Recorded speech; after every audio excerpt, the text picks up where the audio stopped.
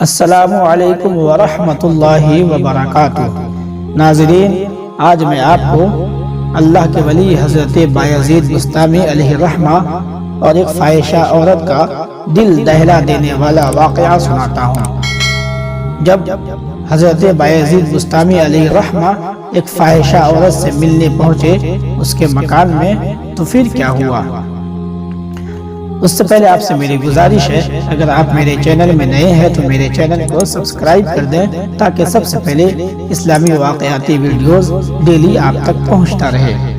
حضرت بایزید بسطامی علیہ الرحمہ کے شہر میں ایک فاحشہ عورت آ گئی اور بدکاری کا سلسلہ شروع کر دیا، جس کے نتیجے میں شہر کی فضا خراب ہونا شروع ہو گئی۔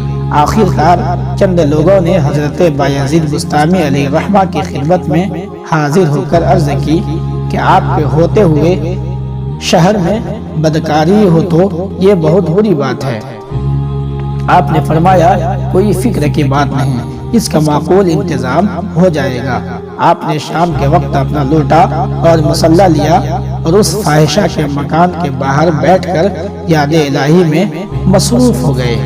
اب جو شخص اس فاحشہ کے مکان پر بدکاری کی نیت سے آتا تو اس مرد درویش کو وہاں بیٹھا دیکھ کر واپس چلا جاتا۔ جب رات کا کچھ حصہ گزرا تو فاحشہ کو خیال آیا کہ آج کوئی شخص مجھ سے ملنے نہیں آیا، آخر کیا وجہ ہے اور لوگوں کی آمد و رفت کیوں بند ہے۔ اپنے نوکر کو باہر دیکھنے کے لیے بھیجا۔ اس نے دیکھا کہ باہر دروازے پر حضرت بایزید بسطامی علیہ الرحمہ تشریف فرما ہیں۔ لوگ آتے ہیں اور اس مرد خدا کو دیکھ کر واپس چلے جاتے ہیں۔ نوکر نے یہ سارا قصہ فاحشہ عورت کو سنایا۔ فاحشہ نے کہا اس بندے خدا سے جا کر کہہ دو کہ اگر اللہ اللہ کرنے کا شوق ہے تو کسی مسجد کے دروازے پر جا بیٹھو، یہ تو ایک فاحشہ کا دروازہ ہے، فقیروں اور درویشوں کا اس دروازے سے کوئی تعلق نہیں۔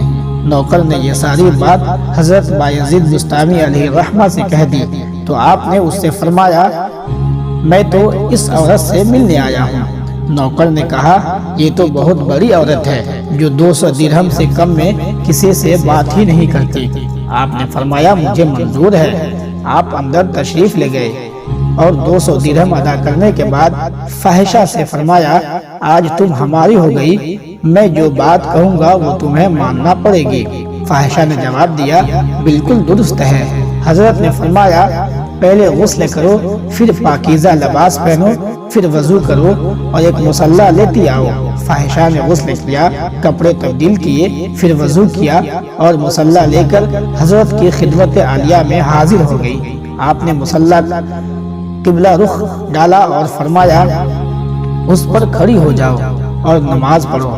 جب اس نے نماز شروع کی اور سجدہ کیا تو آپ نے بارگاہ خداوندی میں ہاتھ اٹھا کر عرض کی مولا سر کو جھکانا تیری بارگاہ اقدس میں میرا کام تھا اور دل کو پھیرنا تیرا کام ہے۔ ولی کامل کی نگاہ کے صدقے زمانے کی فاحشہ عورت ولیہ کاملہ اور عابدہ زاہدہ بن گئی۔ نگاہ ولی میں وہ تاثیر دیکھی، بدلتی ہزاروں کی تقدیر دیکھی۔ اللہ کے ولی سے محبت و عقیدت رکھو، اللہ کے ولی